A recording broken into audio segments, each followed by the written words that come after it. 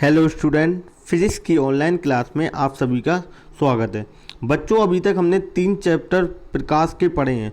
उनसे रिलेटेड जो UP board में आपके विकल्प आते हैं, उनसे रिलेटेड आज की हमने वीडियो बनाई है, विकल्प की वीडियो बनाई है बच्चों। तो आप देखेंगे पहला विकल्प। बच्चों, पहला विकल्प लिखा हुआ है गोलीय दर्पण के वक्रता केंद्र तथा ध्रुव एम के बीच की दूरी को हम क्या कहते हैं?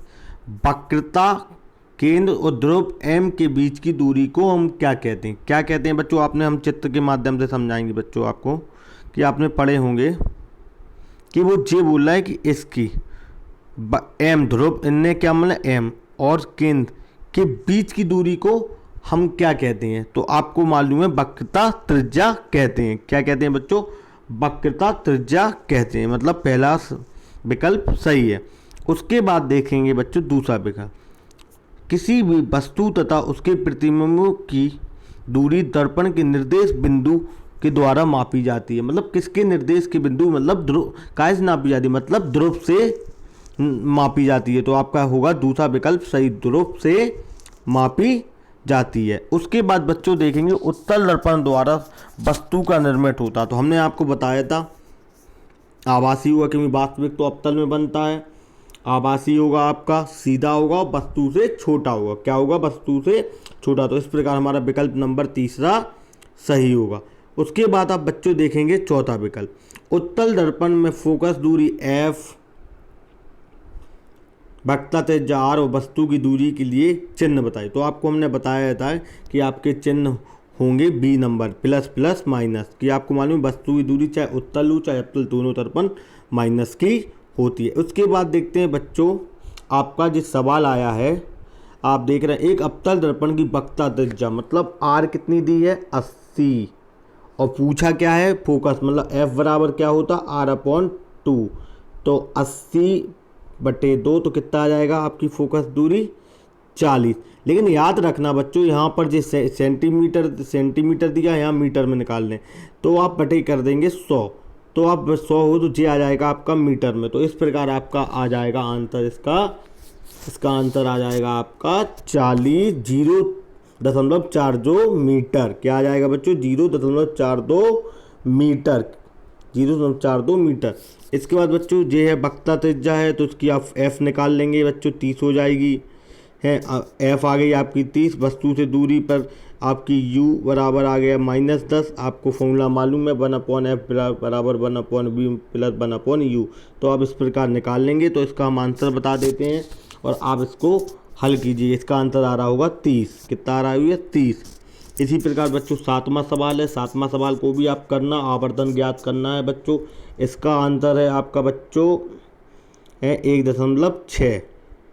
हमेशा यदि किसी वस्तु का प्रतिबिंब का आकार वस्तु के आकार से छोटा होता है तो आवर्तन का परिणाम होता है। जैसा कि हमने आपको वीडियो में भी बताया था बच्चों, तो आपका होगा 1 से बड़ा। क्या होगा बच्चों? हमेशा 1 से बड़ा। कितना होगा? 1 से बड़ा। इसके बाद लास्ट विकल्प देखते हैं, सर्च लाइट में निम्नलिखित में से कौन सा दर्पण प्रयुक्त होता है? सर्च लाइट में निम्नलिखित में से कौन सा दर्पण प्रयुक्त होता है? तो आपको मालूम होना चाहिए हमेशा अवतल दर्पण प्रयोग किया जाता है। अवतल दर्पण प्रयोग किया जाता है। देखते हैं अगला, प्रकाश के अपवर्तन के लिए आपतन कोण और अपवर्तन कोण में सही संबंध क्या है? तो आप सभी जानते हैं कि ये दोनों प्रकाश के अपवर्तन में बराबर नहीं होता है, क्योंकि आपतन कोण अपवर्तन कोण के बराबर नहीं होता है। निरपेक्ष अपवर्तनांक का मान सदैव 1 से अधिक होता है। काय से अधिक? 1 से अधिक होता है, क्योंकि यह वायु निर्वात में किसी माध्यम से आगे भी निकल जाता है। तो इसका मान आपका क्या होगा? b, मतलब 1 से n का मान अपवर्तनांक कितना होगा? 1 से अधिक होगा। इसके बाद देखते हैं अपवर्तनांक की घटनाएं कौन सी राशि अपवर्तित होती है? 2012 में यूपी बोर्ड का क्वेश्चन है बच्चों, रहती है। तो इसका आंसर आएगा प्रकाश की आवृत्ति। क्या होगा? प्रकाश की आवृत्ति। जब एक वर्णी प्रकाश निर्वात से किसी पारदर्शी माध्यम में प्रवेश करता है तो प्रकाश का कौन सा अभिलक्षण अपरिवर्तित रहता है? यूपी बोर्ड 2000 कितने का क्वेश्चन है? 18 का क्वेश्चन है, मतलब 2 साल पहले का ही क्वेश्चन है। तो इसमें क्या रहती है? आवृत्ति अपरिवर्तित रहती है। हमेशा याद रखना, ये परिवर्तित रहेंगे, केवल आवृत्ति ही अपरिवर्तित रहती है। उसके बाद अगला विकल्प देख रहे होंगे, स्नेल का नियम लागू होता है। स्नेल का नियम, ये बहुत ही इंपॉर्टेंट क्वेश्चन है। स्नेल का नियम लागू होता है तो सभी तलों के लिए, काय के लिए, सभी तलों के लिए, सभी तलों के लिए बच्चों, काय के लिए, सभी तलों में इस्तेमाल। देखेंगे पेन से संबंधित विकल्प जो पेपर के लिए इंपॉर्टेंट है। तो पहला विकल्प आप देख रहे होंगे बच्चों, 2 मिनट रुक जाइए, हम फिर से नेक्स्ट कर लेते हैं। तो आप पहला विकल्प को देख रहे होंगे, सभी विशिष्ट कार्यों के लिए प्रयुक्त प्रिज्म कोण का मान कितना होता है। तो हमेशा याद रखना, प्रिज्म कोण का मान होता है 45 डिग्री। कितना? 45 डिग्री। किसी प्रिज्म के दो अपवर्तक पृष्ठों के मध्य कोण कहलाता है। किसी के दो अपवर्तक पृष्ठों के मध्य का कोण कहलाता है, सभी लोगों को मालूम है, प्रिज्म कोण। क्या कहलाता है? अपवर्तक। आपको देखो इस प्रकार खिंचित कह रहा है जी, इसका कोण को बात करता है तो उसको आपको कह लेते हैं प्रिज्म कोण। इसके बाद देखेंगे तीसरा, यदि प्रिज्म के दोनों आधार कोण बराबर हो तो प्रिज्म के अंदर अपवर्तित किरण प्रिज्म के आधार की होती है। कि मतलब किस प्रकार आधार की होती है। तो आप सभी को मालूम होना चाहिए कि समांतर होती है। क्या होती है बच्चों? समांतर होती है, समांतर होती है। अब बच्चों चौथा आप जिस सवाल है कि खोखले प्रिज्म का अल्पतम विचलन कोण कितना है? 30 डिग्री। और इसका प्रकाश की किरण में अपवर्तित कोण कितना है? 30 डिग्री। तो द्रव का अपवर्तनांक कितना होगा? तो द्रव का अपवर्तनांक आपका होगा बच्चों 1/√2। बच्चों इसको आप निकालेंगे और हल करेंगे घर पे। नहीं आए तो आप कमेंट करके बोलेंगे सर चौथा विकल्प को आप सॉल्यूशन दे दो, तो हम आपके लिए प्रोवाइड करा देंगे। बच्चों इसके बाद देखते हैं, यदि प्रिज्म कोण का अपवर्तनांक √2 है, प्रिज्म कोण 10 डिग्री है, तो न्यूनतम विचलन कोण कितना होगा? तो बच्चों ये आपको मालूम होगा, फॉर्मूला आप जानते ही हैं कि अब उन्होंने बोला अपवर्तनांक दिया है आपको लिए, तो इस ये फॉर्मूला लगेगा sine delta m plus a/2 sine a/2। तो ये फॉर्मूले से आप इसको सिद्ध कर लें। इसका हम आंसर बता देते हैं बच्चों। इसका आंसर है बच्चों आपका है 4°.44 है। इंद्रधनुष में रंग कितने होते हैं बच्चों? हमने आपको पढ़ाए थे इंद्रधनुष में कितने रंग होते हैं बच्चों। इंद्रधनुष में आपके रंग होते हैं, कितने होते हैं बच्चों इंद्रधनुष में रंग? जल्दी बताइए। इंद्रधनुष 7 रंग होते हैं। एक समबाहु प्रिज्म का अपवर्तनांक, मतलब म्यू दे दिया उन्होंने, कितना दिया? √3। प्रिज्म द्वारा विचलन कोण आप लोग निकाल लोगे बच्चों। कैसे आप लोग निकाल? नहीं आए तो बच्चों आप इस सवाल को भी पूछ सकते हैं बच्चों। इसका आंसर हम बता देते हैं बच्चों। इसका आंसर आ रहा होगा 45 डिग्री, क्योंकि 45 डिग्री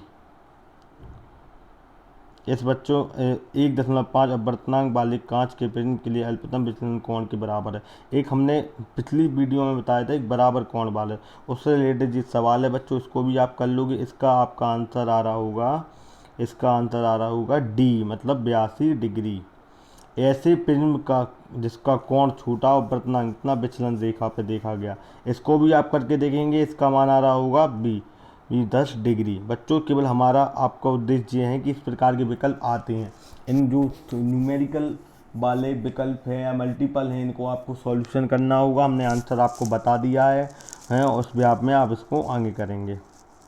अब इसके बाद अगला देखते हैं, विक्षेपण क्षमता निर्भर करती है। विक्षेपण क्षमता निर्भर करती है, तो विक्षेपण क्षमता हमारी निर्भर करती है बच्चों प्रिज्म के पदार्थ और काय पे? प्रिज्म के पदार्थ पर। विक्षेपण क्षमता निर्भर करती है प्रिज्म के पदार्थ पर। काय पे निर्भर करती है? प्रिज्म के, ना तो आधार पर निर्भर करती, ना अपतन कोण पर, ना ऊंचाई पर, केवल निर्भर करती। अब आता है परिक्षेपण क्षमता की विमा। विमा पूछा जाए बच्चों तो इसकी विमा होती है बच्चों, इसकी विमा होती है विमाहीन। इसकी कोई, क्योंकि इसका कोई मात्रा वो हमने बताई नहीं है आप लोगों के लिए, तो उसकी विमा क्या हुई? बहुत ही इंपॉर्टेंट है, पूछा जाता है बच्चों को, तो मन में रहता होगा कि विमाएँ बहुत सी होती होंगी, लेकिन क्या होती है? एक विमाहीन राशि है।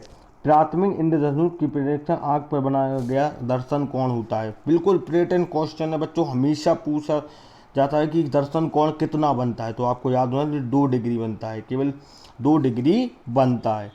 एक माध्यम का विक्षेपण कहलाता है। क्या कहलाता है बच्चों? विक्षेपण कहलाता है। तो आपको मालूम होना चाहिए विभिन्न तरंगों में प्रकाश का विभिन्न चाल से संचालित होती है। आपको हमने बताया जब प्रकाश की चाल निर्वात में ही होती है, लेकिन जब प्रिज्म से जाती है तो उनमें अलग अलग प्रकार की तरंग दैर्घ्य प्राप्त होती है। इस प्रकार क्या होगा? इसका आंसर पहला।